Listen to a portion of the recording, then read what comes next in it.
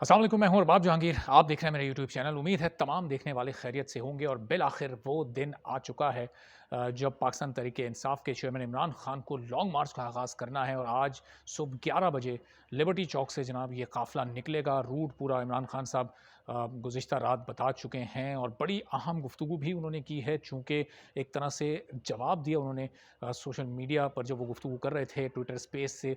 तो उस press conference का जो कि डीजी आईएसआई और डीजी आईएसपीआर की जानिब से की गई थी। अब एक तरफ तो जो ये तहरीक उन्होंने शुरू की पूरे रिजिम चेंज के बाद उसको ये कह रहे हैं कि ये तहरीक आज़ादी के बाद यानी पाकिस्तान की जो तहरीक आज़ादी थी उसके बाद ये सबसे बड़ी तहरीक है। और उसके बाद फिर जो बंद कमरों में बातचीत हुई जो कि कल आकर डीजी आईएसपीआर ने डीजी आईएसआई ने उसकी तफसीलात बताई, उस पर अब इमरान खान साहब ने जवाब दिया है और उनका ये जवाब और फिर पिछले 36 घंटों में होने वाली जो डेवलपमेंट है वो लॉन्ग मार्च पर किस तरह से असरअंदाज हो सकती है, क्या असरात मुरतब कर सकती है, क्या इम्पैक्ट उसका लॉन्ग मार्च पर क्रिएट होगा, ज़रा इस पर कुछ गुफ्तगू करते हैं। तो जनाब इमरान खान ने सबसे पहले जो अहम सबसे जो बात की है इस लॉन्ग मार्च से पहले, वो उन्होंने इससे पहले वो इस तरह से एक्सेप्ट नहीं किया जाता था इन मुलाकातों को जो कि बंद कमरों में हुई हैं। इनसे मुतालिक जब खबरें आती थी तो उसकी तरदीद हो जाया करती थी, लेकिन जब गुज़िश्ता रोज़ प्रेस कॉन्फ्रेंस में डीजी आईएसआई और डीजी आईएसपीआर ने इसकी बात की, इसकी तफसीलात बताई कि बंद कमरों में क्या बात होती थी, ऑफ़र की जाती थी एक्सटेंशन देने की। तो इमरान खान साहब ने जो रात में ट्विटर स्पेस पर गुफ्तगू की, उन्होंने इस पर जवाब दिया और कहा कि बंद कमरों में कोई डील की बात नहीं हो रही थी और आर्मी चीफ को एक्सटेंशन देने की बात की जा रही थी, उनसे ये बात चल रही थी। और ये बात मैं इसलिए कर रहा था कि मैंने उनको कहा कि आप इस रिजीम चेंज को रोकें। अगर वो लोग यानी जो इत्तेहादी हुकूमत है, पीडीएम की जो हुकूमत है, अगर वो लोग आपको एक्सटेंशन दे रहे हैं तो वो एक्सटेंशन आपको मैं दे देता हूँ, इस रिजीम चेंज को रोक लें वरना मुल्क तबाह हो जाएगा। अब ये जो जवाब है ये इमरान खान सामने ले आए हैं और जो उनका मौक़िफ़ था वो उन्होंने सामने रख दिया। अब आवाम को ये फ़ैसला करना है कि डीजी आईएसपीआर, डीजी आईएसआई की प्रेस कॉन्फ्रेंस वाला मौक़िफ़ दुरुस्त था चूँकि वो इससे अक्सर मुख्तलिफ था, या फिर ये मौक़िफ़ दुरुस्त था चूँकि डीजीआईएसआई ने कहा था कि उस मुलाकात के वक़्त और जब ये ऑफ़र दी जा रही थी तो वो ख़ुद भी वहाँ पर मौजूद थे। तो अब देखना ये कि जनाब इदारे से कोई मज़ीद जवाब आता है या फिर अब चूँकि लॉन्ग मार्च शुरू होने वाला है तो उसके बाद कुछ वक़्त इदारा सोचने के लिए लेता है और फिर उसके बाद देखा जाएगा कि क्या इसका जवाब देना है। बहरहाल अब जो लॉन्ग मार्च है इस पर एक प्रेस कॉन्फ्रेंस फैसल वाडा ने जो की थी, उनके अल्फाज को अगर ज़हन में रखा जाए तो सूरत हाल बहुत खौफनाक हो सकती है, बहुत नाजुक हो सकती है। वो इसलिए चूँकि उन्होंने लाशें गिरने की बात की, उन्होंने खून बहने की बात की, उन्होंने इस लॉन्ग मार्च को खूनी लॉन्ग मार्च कहा। तो अब उन्होंने किस तनाज़ुर में ये बात की, उसके बाद फ़ौरन पार्टी ने एक्शन लिया और उनको जनाब एक तरह से समझें कि पार्टी से निकाल ही दिया गया, चूँकि उनको जब उनकी मेंबरशिप को मुअत्तल किया गया, उनको जब शो कॉज़ नोटिस किया गया, उसके बाद उन्होंने एक ट्वीट किया और ट्वीट में अपने स्टैंड पर आपने जो उनका मौक़िफ़ था उस पर स्टैंड किया उन्होंने कि जनाब जो अरशद शरीफ से मुताल्लिक मैंने बात की है मैं उस पर भी खड़ा हूँ और जो लॉन्ग मार्च से मुताल्लिक बात की है वो तो मेरा एक सच्चा मशवरा है इमरान खान साहब को। अब क्या मशवरा वो दे रहे हैं? क्या मशवरा उनका ये था कि जी ये लॉन्ग मार्च ना किया जाए, अब तो इसकी तमाम तैयारियाँ मुकम्मल हैं और बस अब तो कुछ ही देर में चंद घंटों बाद इसका बाकायदा आगाज़ होने वाला है। अब ये आगाज़ तो हो जाएगा जनाब। फैसल वाडा की जो स्टेटमेंट थी उसके बाद अब अल्लाह करे कि ये बिल्कुल खैरियत के साथ, अमन व अमान के साथ अपनी मंज़िल पर पहुँचे। चूँकि इस वक़्त हुकूमत की भी मुस्तकिल कोशिशें जारी हैं इसको रोकने की।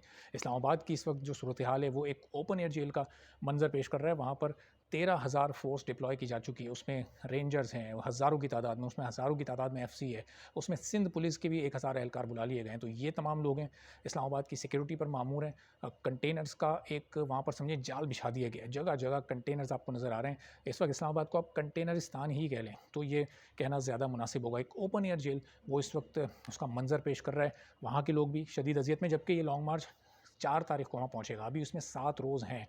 7 रोज़ के बाद ये लॉन्ग मार्च वहाँ पहुँचना है, लेकिन अभी से वहाँ पर सूरत हाल ऐसी बना दी गई है कि आम लोगों के लिए वहाँ से आमदोरफ़्त उनके लिए मुश्किल हो गई है। अब 4 नवंबर को जनाब वहाँ पर पहुँचेगा ये लॉन्ग मार्च, ये काफ़िला जो कि गुजरात और गुजरावाला और शादरा और मुख्तलिफ़ जगहों पर क़याम करता हुआ जाएगा। तो 4 नवंबर को होगा क्या? 4 नवंबर को वहाँ इमरान खान साहब ख़िताब करेंगे उस लॉन्ग मार्च से, तो उसके बाद वो क्या ऐलान करेंगे? वो रेड ज़ोन में जाने का इरादा नहीं रखते, वो क्लियर कर चुके हैं। बड़ा वाज़ेह कह चुके हैं कि हम बहुत पुरअमन मार्च करेंगे। इससे पहले जो 2014 में जो उनका मार्च था जो कि 126 दिन पर मुहित था, तो उसमें सबने देखा था कि जनाब एक जगह वो मौजूद थे और अमन अमान की सूरत हाल बड़ी हद तक तो नहीं ख़राब हुई, लेकिन चंद एक वाक़यात ऐसे कुछ पेश आए थे। बहरहाल अब वो बहुत पुरानी बात हो गई, अब हालात बहुत मुख्तलिफ हैं और इस वक्त वो कमिटमेंट हुकूमत को ये करवा रहे हैं कि अमन अमान की सूरत हाल वो ख़राब नहीं करेंगे। तो अगर रेड जोन में जाना नहीं है तो फिर सिर्फ बैठ कर शुरा से अगर तकरीरें करनी है तो किस तरह से अपने मकसद में कामयाबी मिलेगी। आप लाख 10 लाख लोग आप वहाँ पर ले जाएं, लोग जाकर बैठ जाएंगे। बैठने के बाद इस तरह से तो पाकिस्तान की तारीख रही कि कभी कोई हुकूमत गिराई नहीं गई। अब वहाँ होगा क्या, कितने दिन वहाँ पर धरना देकर बैठा जाएगा, अब इसकी कोई तारीख नहीं दी गई। क्या ये एक दिन का लॉन्ग मार्च जिस तरह पीपल्स पार्टी ने पाकिस्तान तहरीक इंसाफ की हुकूमत में किया था, जिस तरह और जमातें करती रही हैं, जिस तरह 25 मई को इमरान खान साहब आए और वापस चले गए, चूँकि उस दिन जिस तरह जो एक गुंडागर्दी हुई, जिस तरह उनको तशद्दुद का निशाना उनके लोगों को बनाया गया, वो बहरहाल सबके सामने है। उस दिन वफाकी पुलिस ने और पंजाब पुलिस ने जो कुछ किया, वो बहरहाल उसकी माजी में कोई मिसाल नहीं मिलती। तो अब अगर वो सब नहीं हुआ और 4 तारीख को आप वहाँ पहुँच भी गए, तो ये क्लियर करना बड़ा ज़रूरी है, अपना लाइन ऑफ एक्शन लोगों को बताना कि कितने दिन के लिए वो आपके साथ जा रहे हैं। 7 दिन बाद जब वो वहाँ पहुँचेंगे तो फिर 126 दिन के लिए बैठने का प्लान है, या फिर कुछ ऐसे कार्ड्स हैं जो कि इस वक्त इमरान खान शो नहीं कर रहे और वो वहाँ जाकर ही शो करेंगे। और इसीलिए ये प्रेस कॉन्फ्रेंस फैसल वाउडा से करवाई गई और इसीलिए 24 घंटे पहले लॉन्ग मार्च से एक इतनी इंपॉर्टेंट प्रेस कॉन्फ्रेंस DGISPR और DGISI की जानिब से की गई। बहरहाल अब ये जैसे जैसे 4 नवंबर करीब आएगी, जैसे जैसे इमरान खान साहब मुख्तलिफ मकामात पर खिताबात करते जाएंगे, तो उनकी स्ट्रैटेजी का, उनकी प्लानिंग का बेहतर अंदाज़ा होता चला जाएगा। चूँकि उनको उनकी बात को अगर इस वक्त मान लिया जाए तो वो हकीकी आज़ादी लिए बगैर वापस आने वाले नहीं हैं। अब उसका तरीक़ाकार क्या होगा, 4 नवंबर के बाद क्या इंपॉर्टेंट गेम शुरू होगा, कौन से कार्ड्स वो प्ले करेंगे और इस लॉन्ग मार्च को और मुल्क की सियासत को किस रुख पर लेकर जाएंगे, आने वाले दिनों में इंशाल्लाह बेहतर अंदाज़ा हो जाएगा। तो आपको भी इस बारे में मज़ीद अपडेट रखेंगे। इजाज़त दीजिए, चैनल पर नहीं है तो चैनल ज़रूर सब्सक्राइब कर लें ताकि तमाम वीडियोज़ आप तक भी पहुँच सकें। अल्लाह हाफ़िज़।